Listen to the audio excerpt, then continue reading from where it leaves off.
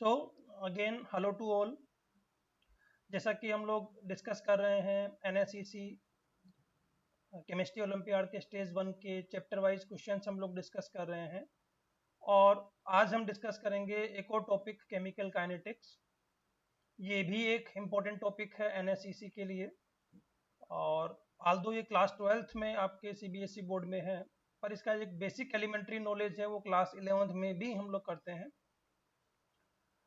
तो इस टॉपिक के थ्रू हम समझने की कोशिश करेंगे कि इस टॉपिक में कौन कौन से सब टॉपिक और कॉन्सेप्ट है जो एनएससीसी में पूछे जाते हैं। तो हम स्टार्ट करते हैं फर्स्ट क्वेश्चन से। देखिए फर्स्ट क्वेश्चन क्या कह रहा है। Which of the energy values marked as 1 2 3 and in the following diagram will change the addition of a suitable catalyst. देखिए सुटेबल कैटलिस्ट क्या काम करेगा। एक रिएक्शन का जो पाथ है,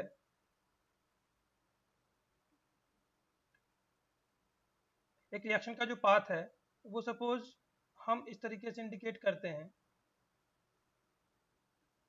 एंड दिस अमाउंट, इसको हम कह सकते हैं EAF, activation energy of forward reaction, and this amount is EAR, activation energy of backward reaction. तो अगर आप कैटलिस्ट यूज करते हैं तो कैटलिस्ट क्या काम करता है, इस पाथ को छोटा कर देता है। लाइक सपोज एक पैरेलल पाथ में यहाँ बना दूं और इस पाथ को इसने छोटा कर दिया, तो इस पाथ का छोटे होने का मतलब हुआ है कि activation energy of forward reaction and backward reaction both will decrease. तो यहाँ पर हम कह सकते हैं जो 2 है वो activation energy of forward reaction को इंडिकेट कर रहा है, 3 जो वैल्यू है वो activation energy of backward reaction को इंडिकेट कर रही है, और जो फर्स्ट है वो नॉर्मल एनर्जी ऑफ रिएक्टेंट को इंडिकेट कर रही है। तो the normal energy of molecule will not change by adding catalyst, but yes 2 and 3 will decrease. So answer should be here C, 2 and। Second question हम देखते हैं। यहाँ पे हम कह रहे हैं कि urea decomposes at a particular temperature with this reaction, ammonium ion और थायोसाइनेट आयन में टूट रहा है, और आपको ये दे रहे हैं कि जो रिएक्टेंट है, जो यूरिया की कंसंट्रेशन है वो टाइम के साथ कैसे चेंज हो रही है। तो देखिए ग्राफ से रिलेटेड क्वेश्चंस आपके सीबीएसई में भी आते हैं, ग्राफ से रिलेटेड क्वेश्चन आपको जेई मेन में भी आ सकते हैं, एडवांस में भी आ सकते हैं। इन ग्राफ से हम क्या इंटरप्रेट करते हैं वो हमको समझना होगा। तो यहाँ पर आपको देखिए टाइम दे रखा है और टाइम वर्सेस कंसंट्रेशन दे रखी है। तो टाइम यहाँ पर आपको यहाँ पे दे रखा है। यहाँ पे हम देख सकते हैं कि इनिशियली जो कंसंट्रेशन है टाइम 0 पर 0.08 मोलर है, और 0.08 मोलर से 0.04 मोलर यानी हाफ होने में जो टाइम लग रहा है वो 10 आवर्स है। नेक्स्ट है 0.04 मोलर से 0.02 मोलर होने में जो टाइम लग रहा है वो भी 10 मिनट्स ही लग रहा है, 10 से 20। मतलब कि जो रिएक्शन में कंसंट्रेशन हाफ होने में जो टाइम लग रहा है वो सेम लग रहा है, और टी हाफ इसका मतलब कांस्टेंट है, और T half first order reaction के लिए फार्मूला होता है T half should be equal to 0.693 divide by K. It means only for first order T half of the reaction remains constant. तो याद रखिए यहाँ पर एवरेज रेट सेम नहीं है। यहाँ पर 0.08 से 0.04 होने में टाइम लग रहा है 10 मिनट्स, और 0.04 से 0.02 होने में टाइम लग रहा है 10 मिनट्स। तो एवरेज रेट सेम नहीं है, बट रिएक्शन ये फर्स्ट ऑर्डर है, और रिएक्शन अगर फर्स्ट ऑर्डर है तो फर्स्ट ऑर्डर रिएक्शन के लिए रेट कांस्टेंट का वैल्यू क्या हो जाएगा, रेट कांस्टेंट का वैल्यू क्या हो जाएगा, फर्स्ट ऑर्डर रिएक्शन के लिए रेट क्या हो जाएगी, rate should be equal to K multiply by concentration, और रेट की यूनिट क्या होती है, कंसंट्रेशन बाय टाइम, और यहाँ पर ए की यूनिट आप कह सकते हैं कंसंट्रेशन। तो इट मींस के की यूनिट हो गई है 1 बाय टाइम, तो unit of rate constant should be equal to hour inverse. तो आंसर शुड बी बी। ठीक है, नेक्स्ट क्वेश्चन हम देखते हैं। The rate of reaction between two reactants x and y can be expressed as, okay. तो यहाँ पर हम रेट को एक्सप्रेस कर रहे हैं k एक्स स्क्वायर वाई की power 1 means overall order of the reaction is 3 in terms of x order is 2 in terms of y order is 1. अब आगे ये क्या कह रहे हैं, in an experiment the initial rate of the reaction was found to be R1. Initial rate is R1 when the initial concentration of x and y are x naught and y naught. तो हम इस equation को ऐसे लिख सकते हैं. In another experiment it was performed in which x naught was taken as okay. In the second reaction what we are doing ki instead of x naught we are taking x naught by 2. What should be the y naught in this experiment to get the initial rate is 0.5 R1. हमें rate क्या चाहिए, R1 by 2.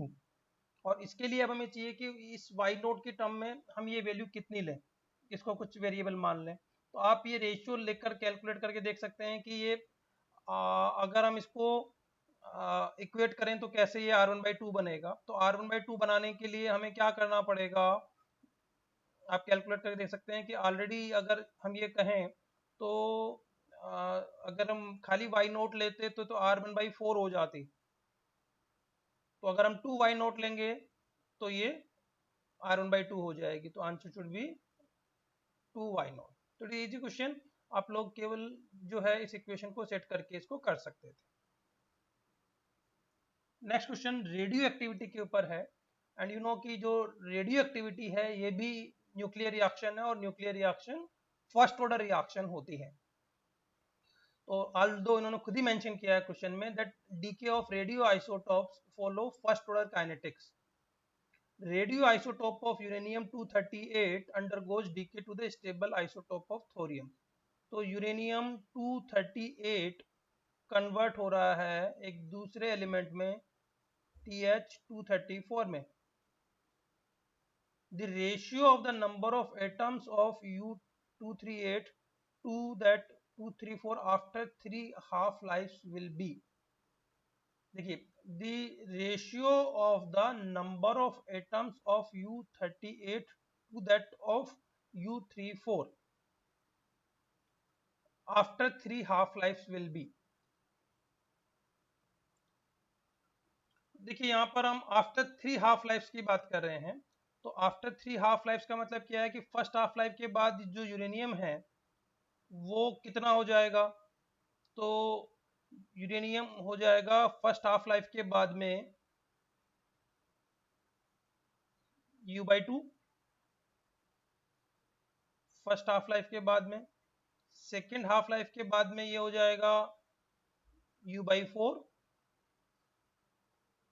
और third half life के बाद में ये हो जाएगा U/8. बट अगर हम TH के टर्म में कहें तो TH जो है फर्स्ट हाफ लाइफ के बाद में यूरेनियम के कंपैरेटिवली कितना होगा. अगर उसी रेशियो में हम कंपेयर करें तो मैं यूरेनियम के टर्म में कह देता हूं कि U/2 हो जाएगा. और अब क्या है कि जितना पहले था उसका डबल हो जाएगा तो 2U/2. अगर ये पहले x जनरेट हो रहा था, x मोल इसके जनरेट हो रहे थे तो ये दोनों मोल्स बराबर थे. अब जितने मोल ये डिकम्पोज हो रहा है उतने ही मोल इसका ये बढ़ रहा है ना. तो इसको ऐसा नहीं लिखना पड़ेगा, जितने मोल ये डिक्रीज हो रहा है उतना ही मोल वो बढ़ रहा है. तो U/2 प्लस U/4 ये हमको लिखना पड़ेगा. तो U/2 plus U/4 this amount should be equal to what you can say 3U/4. Now इसके बाद में यूरेनियम कितना डिक्रीज हो रहा है U/4. तो इसके बाद में इसमें आप 3U/4 प्लस उसका हाफ U/4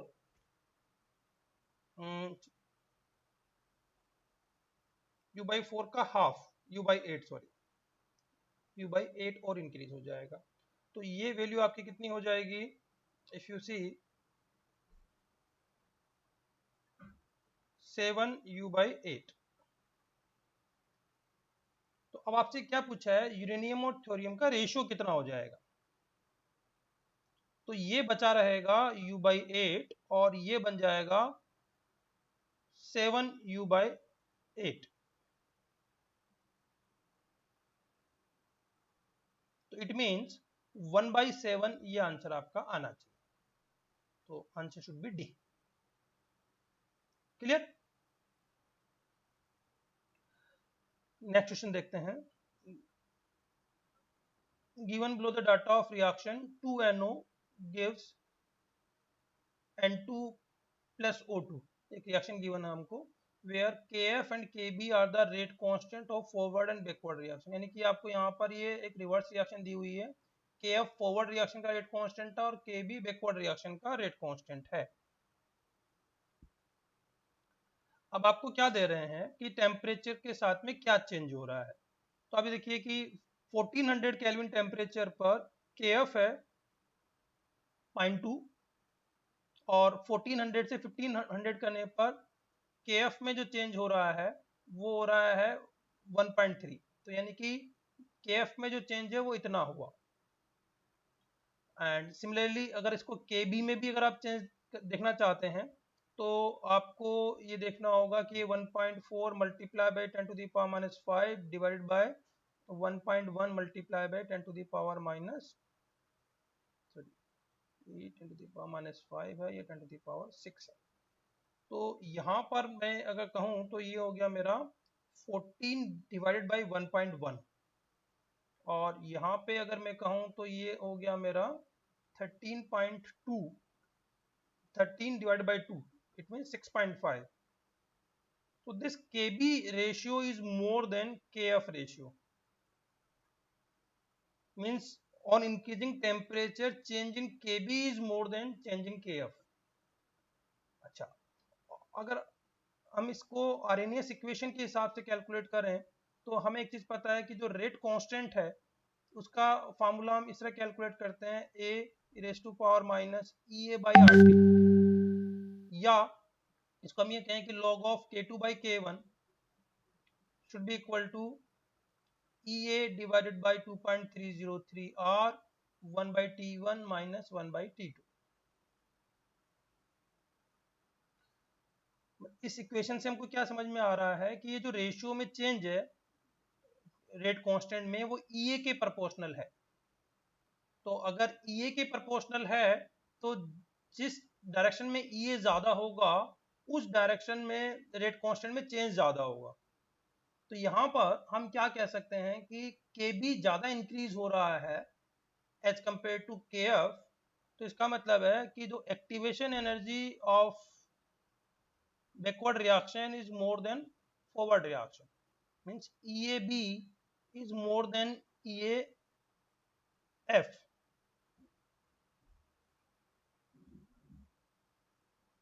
और आपको एक चीज पता है कि जो डेल्टा H है एंथैल्पी ऑफ रिएक्शन है वो होता है EAF माइनस EAB। तो अगर EAB ज्यादा है EAF के कंपेरेटिवली तो डेल्टा H आपका नेगेटिव हो गया, और डेल्टा H नेगेटिव हो गया इसका मतलब है कि अगर आप इसको इस इक्वेशन से समझने की कोशिश करें तो इन टर्म्स ऑफ इक्विलिब्रियम तो K equilibrium 2 divided by K equilibrium 1, इसका फार्मूला हमारा आता है delta H divided by 2.303 R 1/T1 minus 1 by log of 1/T1 minus 1/T2, sorry no log 1/T1 minus 1/T2। It means if delta H is negative, equilibrium constant will decrease on increasing temperature। तो एक चीज clear है कि reaction exothermic है। अच्छा, आप equilibrium constant की value कैसे निकालेंगे, तो K equilibrium should be equal to KF by KB। तो 1400 डिग्री सेंटीग्रेड पर अगर हम KF बाय KB करेंगे तो आप ये देख सकते हैं कि जो वैल्यू है वो लगभग कितनी आती है। तो KF बाई KB आप करके देख सकते हैं, तो ये आंसर लगभग आपको C का इक्वलेंट आ जाएगा। तो आंसर शुड बी C। तो इट इज गुड क्वेश्चन जहां पर एक अच्छा कॉन्सेप्ट इन्वॉल्व था कि रेट कांस्टेंट पर और इक्विलिब्रियम कांस्टेंट पर टेम्परेचर का क्या इम्पैक्ट पड़ता है, टेम्परेचर के साथ में दोनों कैसे चेंज होते हैं, राइट। नेक्स्ट हम देखते हैं एक फर्स्ट ऑर्डर रिएक्शन के लिए फिर से बात की हुई। In a first order reaction 75% of the reactant disappear in this much of time, the rate constant of the reaction. तो देखिए अगेन वो हाफ लाइफ का कॉन्सेप्ट यहाँ पर इन्वॉल्व हो गया है फर्स्ट ऑर्डर रिएक्शन के लिए। तो 75% अगर रिएक्टेंट डिसअपीयर हो गया, it means it is 2 half lives. तो इसका मतलब है the half life of the reaction should be equal to 1.386 divided by 2, तो 0.693 hours, right. This should be the half life of the reaction. और rate constant क्या होता है? Rate constant होता है 0.693 over T half. It means rate constant is 1 hour inverse. अब 1 hour inverse को अगर हम सेकेंड्स में कन्वर्ट करेंगे तो it is we can say 1 divide by 60 multiply by 60। तो इससे जो भी आपको आंसर आएगा यू कैन कैलकुलेट। तो रफली it is coming out to be this 2.8 multiply by 10 to the power minus 4 second inverse. तो answer should be D. Next question देखते हैं। A toxic element is to be removed from drinking water by adsorption on the activated charcoal. At low concentration, the rate constant of adsorption is this. ठीक है। The time required to reduce the concentration of toxic element to 10% of its initial concentration. तो सीधा सीधा आपको देखो ऐसे case में क्या करना है, आपको रेट कांस्टेंट की यूनिट देखनी है, जिससे आपको सीधा सीधा मालूम चल जाएगा कि कौन से ऑर्डर की रिएक्शन है। तो यूनिट ऑफ रेट कांस्टेंट अगर हम इस चीज को देखें तो देखिए एक सिंपल फार्मूला हम क्या लिख सकते हैं, rate should be equal to K multiply by A to the power N. N is the order of reaction. अब रेट की यूनिट क्या होगी, कंसंट्रेशन डिवाइडेड बाय टाइम। और इधर हम लिख सकते हैं के कंसंट्रेशन की power N. It means what should be the unit of K. तो के की यूनिट हो गई कंसंट्रेशन की power 1 minus N divided by time. For first order reaction the unit of K is 1 by time only. और first order reaction के लिए rate constant का formula हम क्या ले सकते हैं, इसको 2.303 over T log of A not divided by 80 in terms of reactant. तो इनिशियल कंसंट्रेशन आप 100 मान लें, फाइनल कंसंट्रेशन 10 मान लें। आपको के दिया हुआ है, आपको आप टाइम इससे कैलकुलेट कर सकते हैं। तो आप कैलकुलेट करेंगे आपको आंसर ए आए। नेक्स्ट देखते हैं। For an elementary rearrangement reaction A to P, the following data were recorded at 303 Kelvin and एक और आप दिया कि initially there was no product, मतलब P नॉट इनिशियली जीरो है, तो रिएक्शन हमने A से ही स्टार्ट की है। ठीक है। What they are saying, reversible reaction की बात कर रहे हैं आपको कि 3 अलग अलग डाटा आपको दिए हुए हैं ए नोट के टर्म में कि आपने इनिशियल कंसंट्रेशन ए नोट की इतनी ली है, इतनी ली है, इतनी ली है। तो लगभग आप हाफ करते जा रहे हैं ए नोट की कंसंट्रेशन को। तो रेट ऑफ कन्वर्जन ऑफ ए मोल पर लीटर पर मिनट। तो आपको ये कह रहे हैं कि रेट ऑफ कन्वर्जन में क्या फर्क पड़ता जा रहा है। तो जैसे जैसे आप कंसंट्रेशन हाफ करते जा रहे हैं, रेट ऑफ कन्वर्जन भी हाफ होती जा रही है। इसका मतलब इन टर्म्स ऑफ ए ये फर्स्ट ऑर्डर रिएक्शन ही है, डायरेक्टली प्रोपोर्शनल है। if the equilibrium constant of the reaction is 1.128303 Kelvin, the rate constant of the reaction of P2A।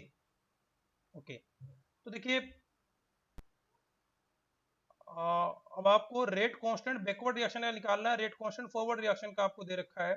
तो आप वो कैसे कर सकते हैं, आप इसको इनिशियली पी नोट जीरो है, तो अगर आपको ए नोट का मतलब ये जो रेट दे रखा है आपको, ए नोट दे रखा है, तो फॉरवर्ड रिएक्शन का रेट कांस्टेंट आप निकाल सकते हैं, क्योंकि फर्स्ट ऑर्डर रिएक्शन के टर्म में आप कर सकते हैं। तो हम कह सकते हैं कि भी R F should be equal to K F multiply by initial concentration. तो सपोज हम इनिशियल कंसंट्रेशन लिख लें 0.34 और आर एफ रख लें 0.1, तो इससे आपका के एफ आ जाएगा। तो आप के एफ कैलकुलेट कर लें, के एफ आपका आ गया है 0.1 divided by 0.34।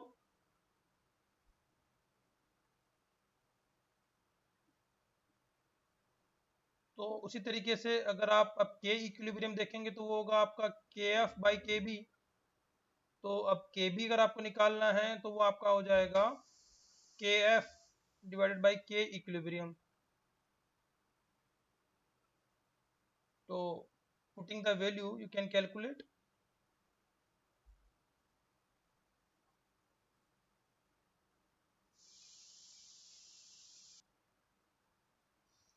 For a gaseous reaction, next question हम देख रहे हैं, for a gaseous reaction A plus B gives product, the energy of activation was found to be this much at 273 Kelvin.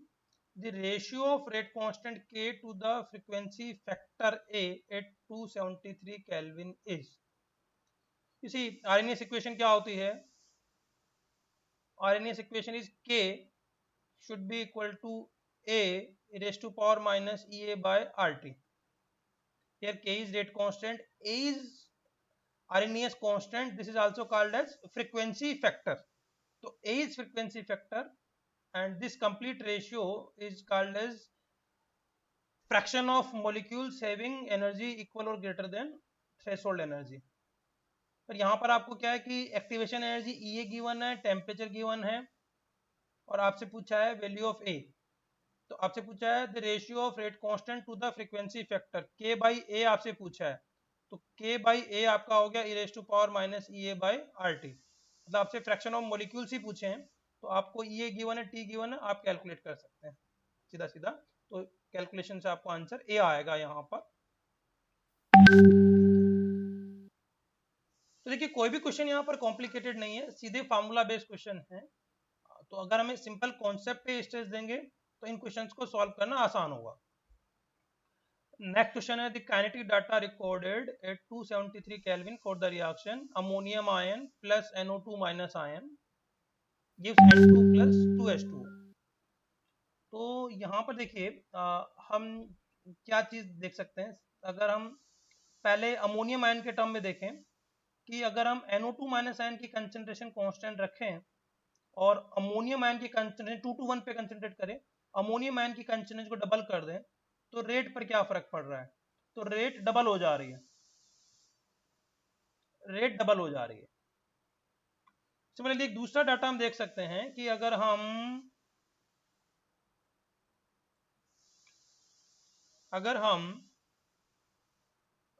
Ammonium ion की concentration को constant रखें और NO2 minus ion की concentration को 1.5 टाइम्स इंक्रीज किया है, तो 1.5 times अगर हम इसमें ऐड करें 3.6 प्लस 1.8 ऐड करेंगे इसमें, तो ये भी आपका 5.4 ही होगा। तो ये भी रेट भी 1.5 टाइम इंक्रीज कर रही है। तो इसका मतलब है in both the term order is 1। तो अमोनियम आयन के लिए भी ऑर्डर 1 है और नाइट्राइट आयन के लिए भी ऑर्डर 1 ही है। तो इट इज करेक्ट कि जो रेट का जो फॉर्मूला है वो इसी टर्म में आएगा। तो आंसर इसका सी होगा। ठीक है जी, नेक्स्ट क्वेश्चन पे चलते हैं हम लोग।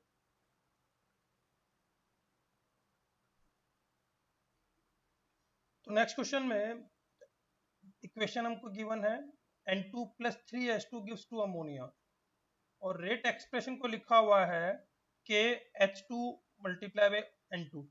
तो दोनों की पावर्स 1 है, तो रेट एक्सप्रेशन में दो ही टर्म है, इसका मतलब है कि overall order of reaction is 2, तो रिएक्शन सेकेंड ऑर्डर है।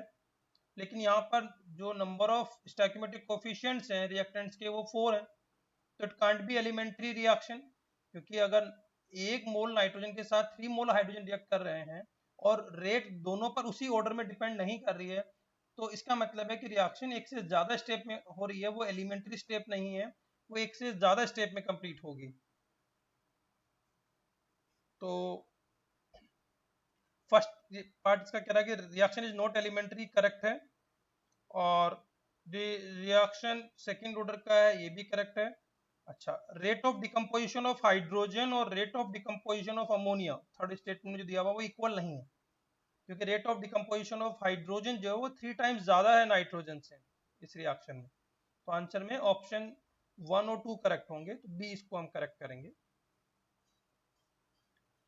नेक्स्ट क्वेश्चन है, if K is the rate constant of the reaction and T is the absolute temperature, the correct plot is। तो अगर टेम्परेचर के साथ में इसको रिलेट करना है हमको, तो अगेन हम आरएनएस इक्वेशन ही यूज करेंगे। आरएनएस इक्वेशन क्या कह रही है हमारी, K should be equal to A e raised to power minus EA by RT। और अगर हम इसको ln के टर्म में लिखेंगे तो क्या होगा, ln K should be equal to ln A minus EA by RT।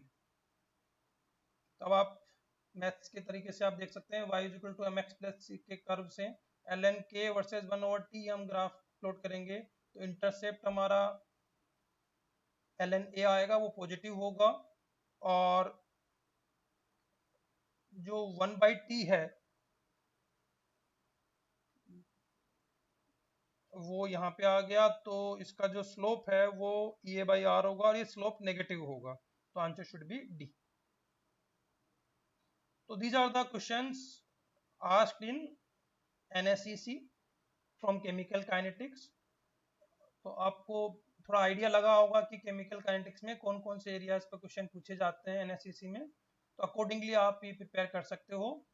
तो आज के लिए हम इतना ही करते हैं, नेक्स्ट क्लास में हम एक और टॉपिक लेंगे, तो टिल देन आप इस पर प्रैक्टिस करिए। Bye bye.